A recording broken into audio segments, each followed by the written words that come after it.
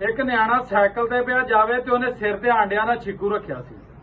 पिछों एक बंदा स्कूटर वाला लंघिया, उन्हें उन्हें लत्त मारी ते साइकिल वाला डिग पिया, आंडे सारे टुट गए। वो मुंडा बह के रोन लग पिया। उत्थे लोग वेखो वेखी इकट्ठे होने लग पे, कईयां नूं चुक्किया ठाया, कई उन्होंने हौसला देण लग पे।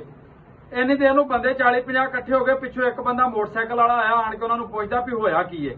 बंदे आख्या भी गरीब घर दा सी, इहदे आंडे डिग पे ने ते वो बेचारा रोन डिया। उस बंदे ने जेब चो कढ़िया 500 रुपया ते उस बच्चे नूं देता।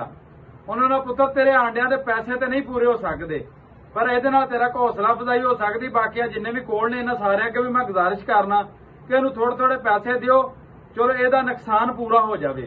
ਉਹਦੇ ਵੱਲ ਵੇਖੋ ਵੇਖੀ जनाब वो जिन्ने भी बंदे सन सारिਆਂ ਨੂੰ पैसे दिते, हत्ता कि ਉਹਦੇ ਆਂਡਿਆਂ ਤੋਂ ਵੀ ਉਹਨੂੰ ਜ਼ਿਆਦਾ पैसे मिल गए।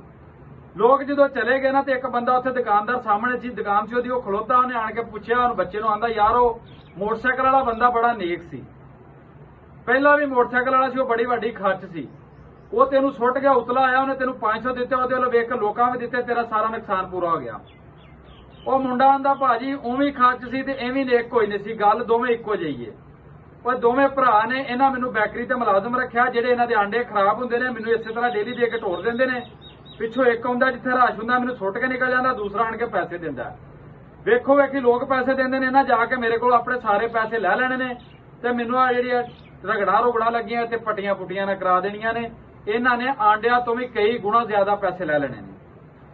ਸਾਡੇ ਨਾਲ ਵੀ ਇਸੇ ਤਰ੍ਹਾਂ ਹੀ ਹੋਣ ਡਿਆ। ਪਿਛਲੇ 77-78 ਸਾਲ ਤੋਂ ਪੈਰੋ ਪੈਰ ਮਹਿੰਗਾਈ ਕਰਕੇ ਕਦੀ ਸਲਾਬ ਆ ਗਿਆ, ਕਦੀ ਕੋਈ ਬੰਬ ਧਮਾਕਾ ਹੋ ਗਿਆ, ਕਦੀ ਕੋਈ ਦਹਿਸ਼ਤਗਰਦੀ ਹੋ ਗਈ।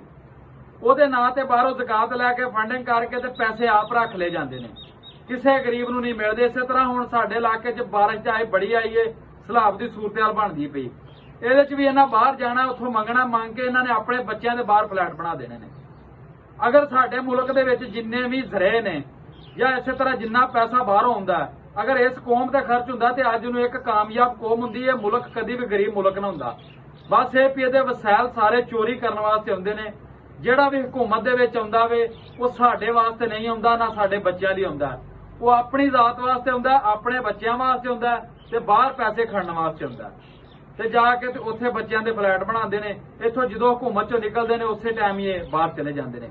ਮੇਰੀ ਦੁਆ ਹੈ ਕਿ ਅੱਲਾਹ ਪਾਕ ਇਹਨਾਂ ਚੋਰਾਂ ਲਟੇਰਿਆਂ ਤੇ ਘਟੀਆ ਸਿਆਸਤਦਾਨਾਂ ਕੋਲੋਂ ਸਾਡੀ ਜਾਨ ਛਡਾਏ ਤੇ ਕੋਈ ਨੇਕ ਹੁਕਮਰਾਨ ਸਾਡੇ ਤੇ ਆਏ।